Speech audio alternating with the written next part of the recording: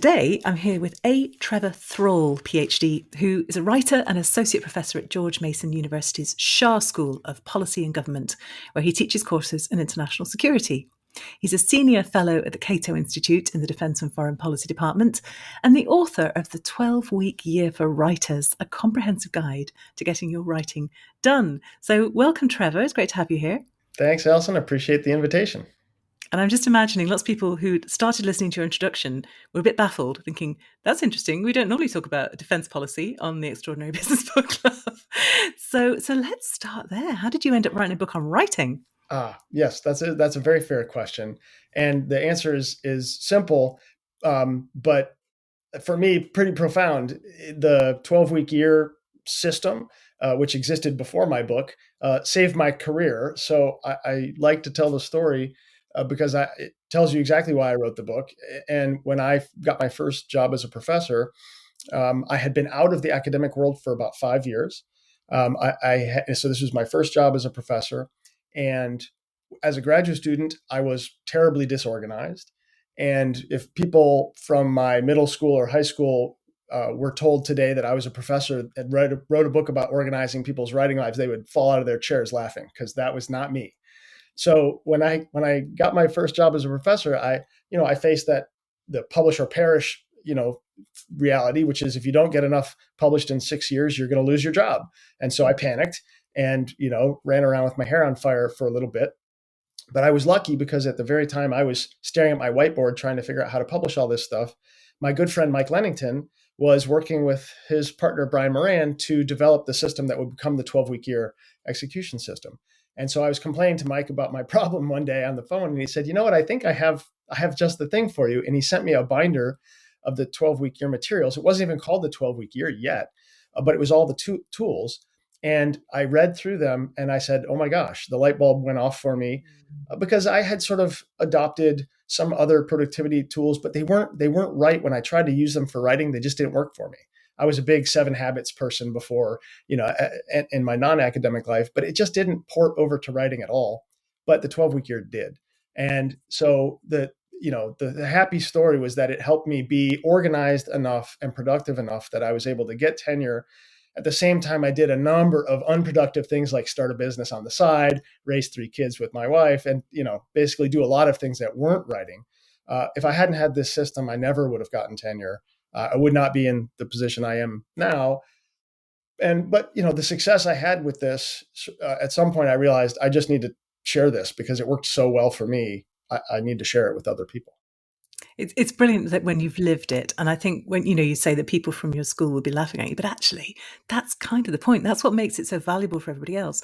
I don't want a lesson in organizing myself from somebody who was born doing it. I want somebody who's been there, Yes. had to learn the hard way, and then says, "Look, this works." So Yes. I think that's a really good thing to remember, isn't it? You don't have to be naturally good at something to teach No. it. In fact, it's quite hard to teach it to somebody who's not naturally good at it. If you are, absolutely.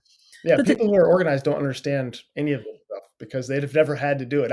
There's a saying, I don't know where it comes from. It's very old, but that people write the books they need to read, and that's me. You teach what you need to learn. That's the one. Now, I mean, the 12-week system, it kind of 12-week year kind of has its a strong clue in the title as to how this works. But just for the slow of uptake, just explain to us the sort of the basic principle, and then how you translate that across to specifically to writing. Yeah. As suggested in the title, the main hook of the system is a shortened planning cycle, and it was originally kind of conceived, borrowed from the world of sports, where when Brian Moran and Mike Lennington, were trying to help people in companies sort of execute their various plans better, they were looking at athletes and realizing that there's this strategy that athletes use to get really good at things. And that's what they do is they focus on one very specific skill at a time for a short period of time. And they work very intensely on like your backhand or your, one specific shooting free throws or penalty kicks or whatever it might be. Nothing else. That's your main focus for maybe 12 weeks.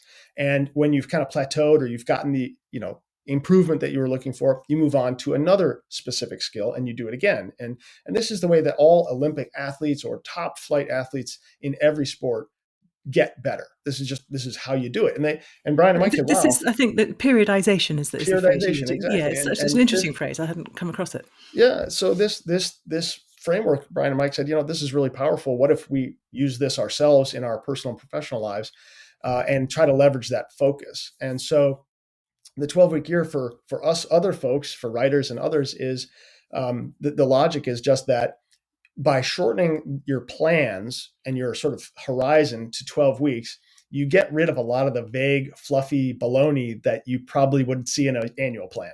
Or, I mean, because if you think about it, a plan is like a forecast of the future. First, I'm going to do this, then we're going to do this, and then 11 or 12 months from now, we'll do this. But you have no idea what you're going to be doing 12 Yeah, months from now. And so those plans aren't even worth writing. They're just a waste of time. especially at the And moment. they're not realistic. You can't create concrete to-dos for 12 months long. We've all tried probably. But when you reduce it to 12 weeks, all of a sudden, you know what you can get done in 12 weeks. You don't sort of magically think, I'll write a book in 12 weeks. You're not going to do that. So what are you really going to get done? And you can kind of be more strategic. You can be a lot more concrete. And those plans are really a lot more helpful. So the first big piece of the 12-week year is just shrinking your time horizon for planning and execution to 12 weeks. You focus on the small number of most important things that you have to do right now. You do that for 12 weeks, and then you figure out what the next most important things are, and you do it again. And so for me, I was looking at a 6-year clock, and I knew I had to write umpty-ump pieces of published material. And that's like staring at a mountain. It drives you insane to try to imagine doing that all at once. And so when I embraced the 12-week year, I was just looking sort of one semester at a time. And that was much more doable. I just need to win every semester one at a time. And it was a lot more manageable. And also it sort of keeps the motivation going because you're completing things successfully every few weeks instead of imagining I have to write a book, it's going to take 3 years. Hard to keep yourself motivated for 3 years for something that's that far away. So Yeah. the 12 weeks, it sounds like a really simple conceit, but it's actually super powerful. And actually, 12 weeks is like I work on quarters, and I'm now a convert to 12 weeks because you get week 13. Yeah, there you Isn't go. that a joy? Exactly. In Yep. week 13, you get to go, oh, look what I did. Yep. Reset, look Yes. ahead. Reset, Yeah, I refresh. really like that. Yeah. Yeah. No, I do too. And I think that's the other thing is that, if you're working on a quarterly system or something short like that, you get a chance to review the strengths and weaknesses of your recent sort of period and fix it for the next one. Whereas an annual plan, like the time people usually figure out that's not working is the fall. And now it's 9 months too late to switch gears. And so people are in a mad dash by the end of the year to get things done. And I've seen professors do it too. Assistant professors don't have a fire under them. And then they're about a year or two away from the tenure decision and they realize they need to write 6 years worth of stuff and it's too late. That's not a Yeah. good idea. It's like So everybody ramping everything up in November because they suddenly exactly. which of course is what businesses do as well, as you make the point in the book. So yeah, Yeah. if only No, we could keep absolutely. that performance going throughout the year. Yeah, yeah. And I mean, it's interesting that you come from the academic writing background as well. And you're right, it's an absolute imperative. Publish or die. And obviously your institution is measured on its quality and the quantity of its output. And then you wrote a book, which I'm guessing that this book is not recognized in any of the research output metrics of George Mason. So tell me about but the decision to write the book. I mean, I love that it's philanthropic, but what else was going on there? And also how it was different to writing the papers and writing Yeah. a normal research Sure. output. Yeah. So the decision was kind of a weird and nonlinear one. I had started a different business a few years ago, and I had gotten in touch with Mike Lennington to see if he and Brian might want to create some online course content that might work with this business I was creating. And they were sort of talking about it and hemming and hawing. And then in the middle of all that hemming and hawing, my partner in that business, we sold the business and I didn't have it anymore. And I was like, well, okay, that idea is dead. But I had such a good time talking with Mike and sort of reconnecting on 12-week year things and so on that I said, you know what, Mike, I think it might, what do you think? I think it might finally be time for me. I've had about a 7-page memo.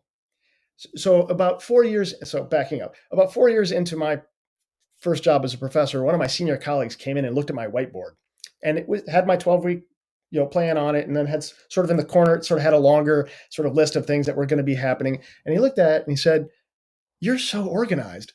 would you please come and speak to the faculty about writing? And I was like, wow, that cool. I get that. Sure. Why not? And I wrote a little memo, maybe 5, 6 pages at the time of, it wasn't just copying the 12-week, it had some other stuff in it, but that was sort of the first version of the book, was about a 5-page memo. And I've been giving it to students for 20 years. And they come back at me and ask me more questions and more, so I've been teaching different elements of it for a very long time. So after reconnecting with Mike on this other thing, we were in the middle of the pandemic, or we were just sort of shut down for the pandemic. And I was like, this would be more interesting than the other stuff I'm doing.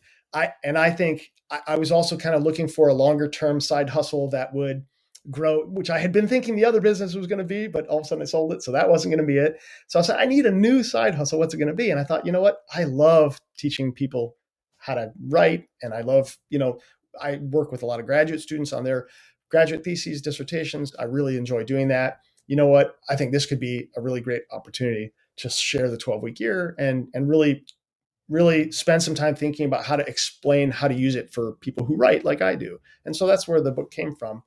And writing it was both very different and not very different from writing other things that I do. I used the 12-week year to do it. Mike and I had a team 12-week year plan that we sort of both shared on their online system that they used to do that.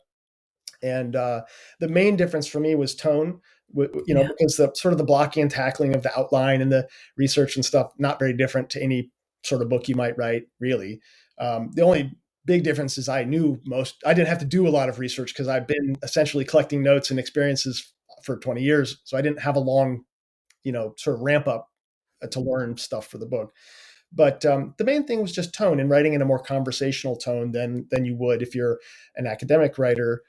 You don't have to use so many baloney, long, expensive words when you're writing a business book. You can write almost like a human. Yeah. Yeah, but happily, and maybe you can already tell just by the way I talk, I just wrote the book like I talk. Yeah. And one of my kids was reading it and said, and this let me know I was on the right track. Oh, it sounds like talking to dad. And I was like, okay, I guess I must have the tone about where I want it, because I think that's how people learn best, is in conversation. So no one wants to be preached at or talked down to or made to believe it's fancier than it is. This is not rocket science. This is just good, plain common sense. You need a framework. There are lots of them out there. This is the one that works for me, and I think there are some good reasons it will work for you. And I'll just explain that to you. That was my goal. And so I actually had a blast writing it, because Yeah. freed of the shackles of worrying about what reviewer two is going to think, I really just had a very fun time writing it. Yeah, I can imagine actually, and less of the literature review and more of the Yes, drawing from experience. And yeah, absolutely. and one thing that's interesting about the book as well, and you're completely upfront about it all the way through, and the title nods to it and everything, is it's an odd one because it's based on somebody else's intellectual property in a sense, but and it's expanding and developing it. It's the sort of thing you can't do unless you are doing it with the full permission and blessing Absolutely. of the people.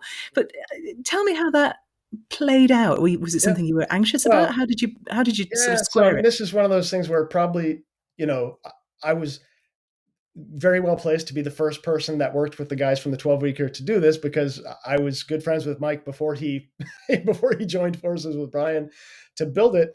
And Mike and I had always been in trouble when we get together. I mean, I met him when he was a consultant, and he came in as part of a consulting group to the organization I was working at the time. We got to be such good buddies. We actually tried to start a business incubator back in the late 90s.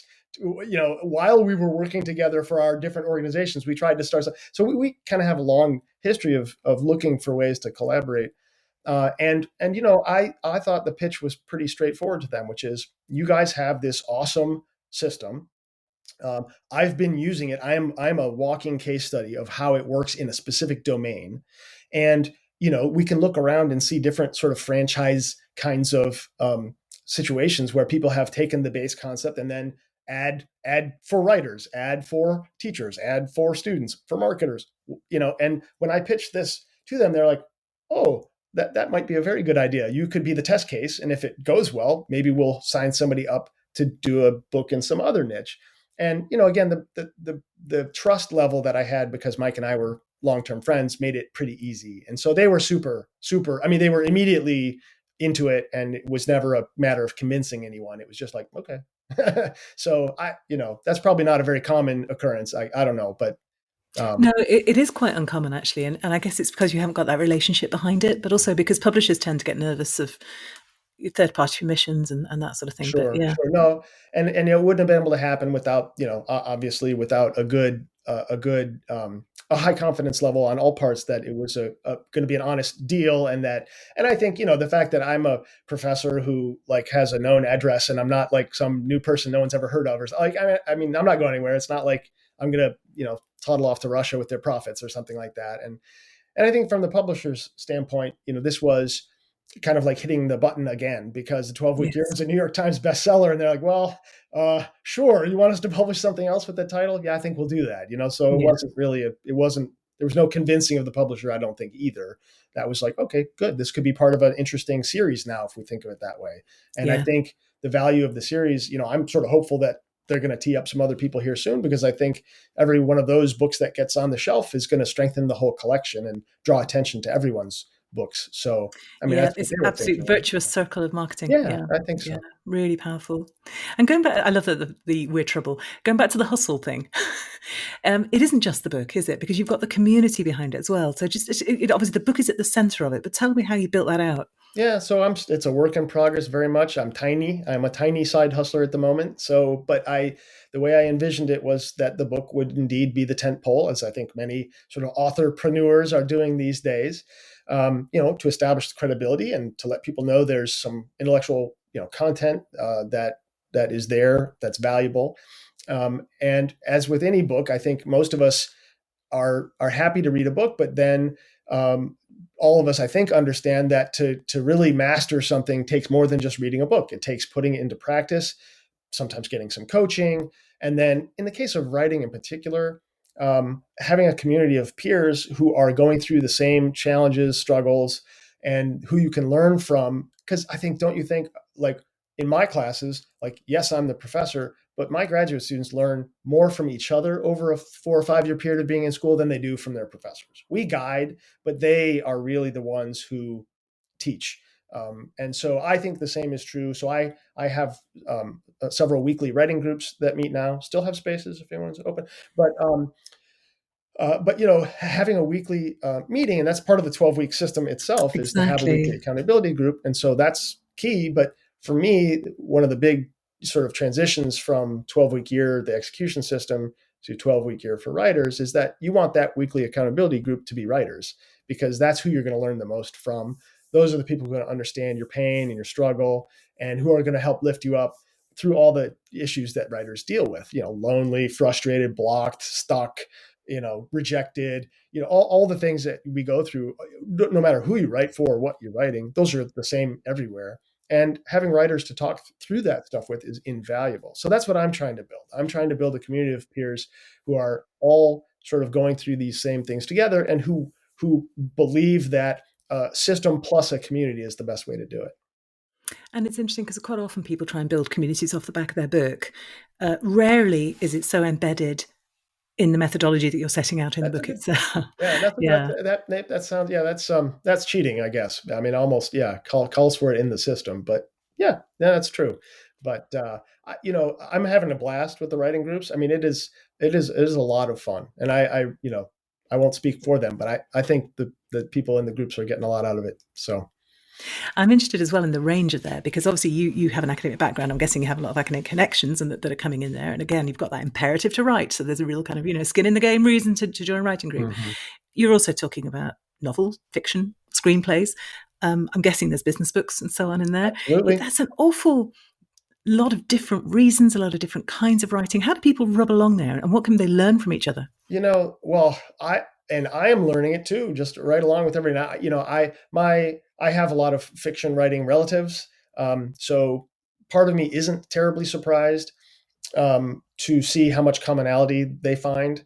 But I guess, but part of me is surprised seeing them all in the same room, virtually speaking, anyway. Just how much they have in common, because I do. I have professors, I have multi-published novelists, we have business book writers, we have ebook writer, we have people who are transitioning into writing for the first time. So we have the whole gamut, and all of them are grappling for the same basic things. They all want to be more consistent and more productive writers, every single one of them. And and because writing is writing, they all have the same basic challenges. How do I organize my stuff? How do I decide what's first? How do I keep going when I don't feel like it? What do I do? I mean, I just, so, I mean, I'm not saying it wouldn't be super useful for fiction writers to all meet in a fiction writing group too. That absolutely, I certainly recommend that. But I don't think it's an either or. I think there are some things you're going to get from a group that's got lots of flavors, and then there's different things you would get from a group that are just like fantasy writers or whatever, because those are the super, peers who really know how to judge the work that you're doing in that specific domain. Yeah, it's But more in about our group, process, isn't it? we're more worried about process than we Yeah. are about content. And so process wise, man, writing is pretty much writing. Well, I always think writing is actually a billion things under the one term, It is. and it's researching, it's talking to people, it's trying to draw out the deepest part of you, it's looking out the window quite a lot. And here's the thing that I have just recently, over the last few weeks, found out, maybe refound out. I don't know, because it's been so long since I started using the 12-week year that I've no longer can remember this in my own background. But what I'm seeing as people sort of are learning it in front of me is that the first thing people have to learn in order to use the 12-week year is their own process. Because as it turns out, most of us, that's just something we don't even think of. It's like when you make food in the kitchen and how your great grandma from the old country, like she doesn't have a recipe. She doesn't know what she does. And you have to sit down and watch her. And that's what everyone I'm seeing go through it is they'll make a 12-week plan. And about 2 weeks into it, they got to redo it because they didn't know that all the steps they actually do to write their novels or to write their business. They didn't even know they had that step. And so they're like, oh my gosh, I like forgot that I'm going to have to take 3 weeks to do this world building. And it just, they're making explicit. So that's actually another thing they all have in common is they all need to learn their own process. And you're right. Writing is, everyone has their own process. It has the same basic chunks in there somewhere, but everyone does those a little differently. But what's common is we all, in order to plan and sort of organize ourselves to do it, you have to learn it. So that's Yeah. been a really interesting commonality as well. And it's fascinating as well that you've actually got a system that can accommodate those individual quirks and preferences. Because so often, people come along with a writing system and it worked for them, but Yeah. yeah, Well, yeah, I'm curious to see who, so far I don't sense that that I mean, I would say, let's see, probably still a slight majority of the people in the writing group and people that I'm interacting with are fiction writers.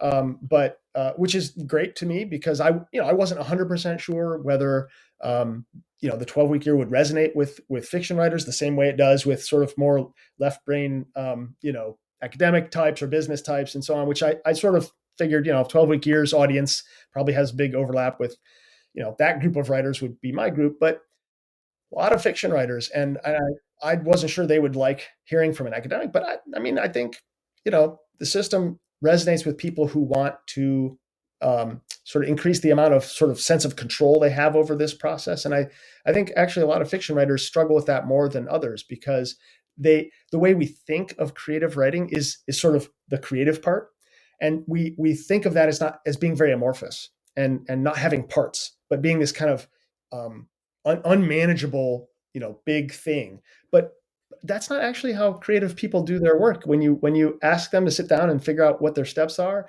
and there are a lot of books on novel writing, and if you look into those books, you can figure out that there are steps, right? Most of them have steps. The 27 chapter structure, the 6 stages of plot, the snowflake method, whatever. There are lots of them out there. They're all great. You just have to find the one that works for you because it turns out that you are doing things in some order.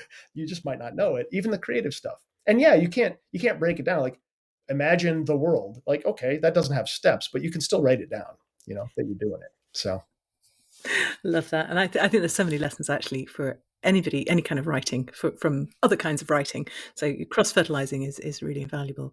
Now, but if I were to ask you for one tip, and this is kind of cruel because you haven't got just a tip, you've got a whole system, and it's all interdependent. However, I'm going to do it anyway. One tip for a first time, specifically a business book author. What would you say? yeah. So I actually cheated a little bit because I knew you were going to ask this question. And so here's my tip. Make a plan, make an outline of a short book that draws on your deepest area of expertise or authority. And Tell me a bit more. so that was really 3 tips buried into one. See how so, so you got to have Don't a think I plan. didn't notice. Yeah, you got to have a plan. You have to start with an outline because you can't write a book. We don't write books. We write a bunch of different pieces that end up being a book. So you first figure out what the topic is and what that outline looks like.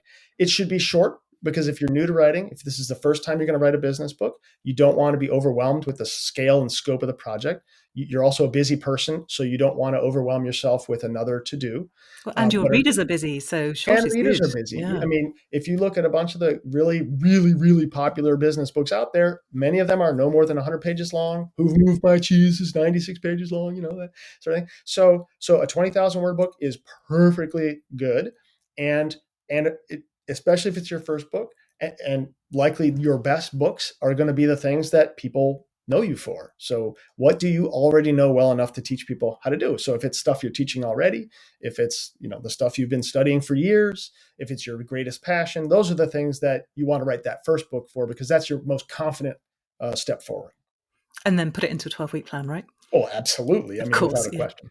And I'm going to ask you for a recommendation of a book. I mean, obviously, the 12-week plan for writers, yes. If I And can't if I can't offer you that one, so this is a tough one for me because I read a lot, and so to limit myself to one is brutal. But I'm okay. So, and I apologize if someone's already offered this up in the recent past, but a smart young fellow named Tiago Forte has a book that's coming out based on the course that he's been teaching for many years, several years now. Anyway, it's called Building a Second Brain, and it's available for pre-order right now. And it's the second brain concept is sort of about note taking and kind of yeah, information management, so you can generate more ideas and more writing and stuff like that. And I'm a big fan of not only his writing, which is very wonderful, but his business is really impressive. And so, if you want to see how someone wrote a book based on their deep experience and authority, this is a phenomenal book. And what you can do is you can read the book and then you can subscribe to the blog and look through all the years, because you can see the whole book in blog post form coming in, sort of similar to how James Clear wrote Atomic Habits. He spent years blogging, and then wow, there was a book, and Tiago's done the same sort of thing. I'm looking forward to reading the book. yeah. No, I haven't heard of that one. It sounds really interesting. I wonder if he's got anything on AI and how AI can support your kind of external brain as well, because I think there's some really interesting stuff going on there. Yeah, very Yeah, much yeah, so. the virtual assistants. Brilliant. Trevor, if people want to find out more about you, more about the 12-week year for writers, more about all the stuff that you do and your hustles and everything, where do they go? Yeah, sure. That's easy. It's getyourwritingdone.com. Yeah, I decided Amen. to keep it as straightforward as possible. I'm a Midwesterner. We're not very imaginative. I apologize for the lack of creativity there, but I Yeah, no, figured you don't. I didn't want people to miss it. So I thought, what are the people trying to do? So there you go, getyourwritingdone.com. And like I said, right now the weekly writing groups are up and running, and I have some spots left if people are interested. And come January, I'll have a new online course as well that really walks people through from start to finish so that they're ready to blast off in using the 12-week year. Fantastic. And this will be going out at the very beginning, I think, of 2023, maybe into 2022. So it's a really good time for people to start thinking about how they're going to organize the coming year and get New their writing year, done. new year, new plans. Absolutely. Brilliant. So much fun to talk to you, Trevor. Thank you. And yeah, Allison, thank you so much for your time. thank you for having me. Appreciate it.